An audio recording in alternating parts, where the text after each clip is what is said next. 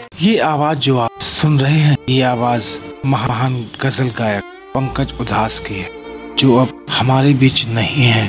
पंकज उधास का 72 साल की उम्र में निधन हो गया। परिवार ने इसकी जानकारी दी है। परिवार ने कहा, बहुत भारी मन और दुख के साथ हमें यह बताना पड़ रहा है कि पंकज उधास का 26 फरवरी को निधन हो गया है। वे लंबे समय से बीमार थे।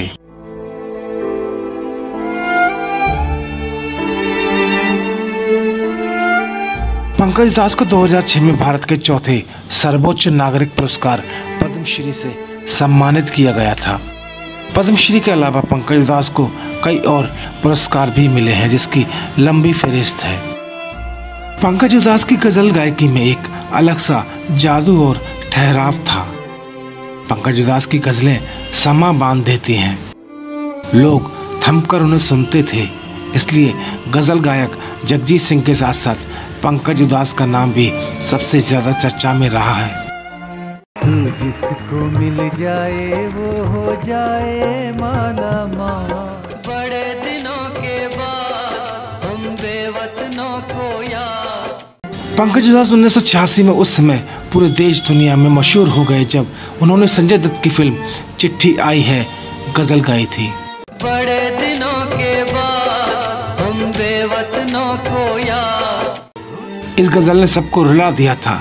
पंकज उधास की ये गजल लोगों के बीच हमेशा के लिए अमर हो गई।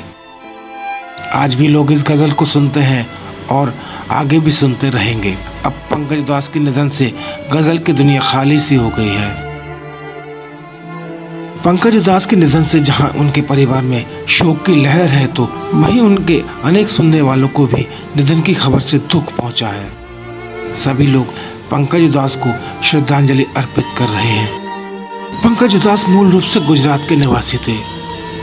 पंकज उधास का जन्म 17 मई 1951 को गुजरात में राजकोट के पास चारखड़ी जैतपुर में एक जमींदार चारण परिवार में हुआ था। पंकज 3 भाइयों में सबसे छोटे थे। उनके सबसे बड़े भाई मनहर उधास ने बॉलीवुड में हिंदी पार्श्व गायक के रूप में सफलता प्राप्त की थी। उनके दूसरे बड़े भाई निर्मल उधास भी एक प्रसिद्ध गजल गायक रहे। कहते हैं कि पंकज उधास के दादाजी उनके गांव से ही स्नातक थे और भावनगर राज्य के दीवान राज्य मंत्री थे।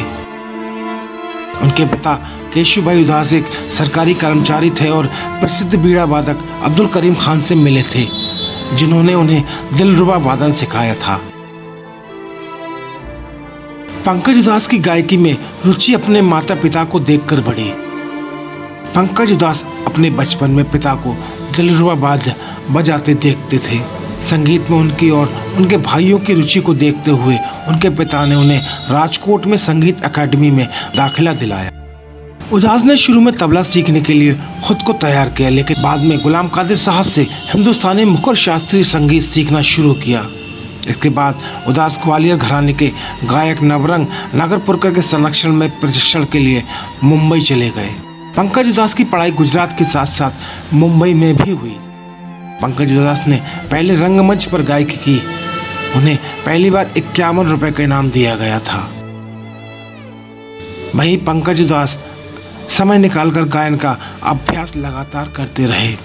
उधास ने पहली बार 1972 की फिल्म कामना में अपनी आवाज दी थी, लेकिन फिल्म सफल नहीं हो पाई।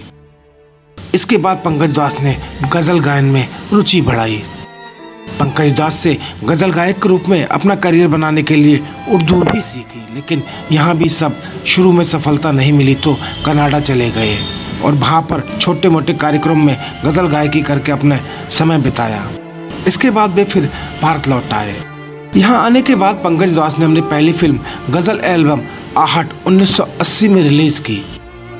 इस एल्बम से पंकज उधास को सफलता मिलनी शुरू हो गई थी और तब से 2010 तक वे करीब 40 गजल एल्बम रिलीज कर चुके थे।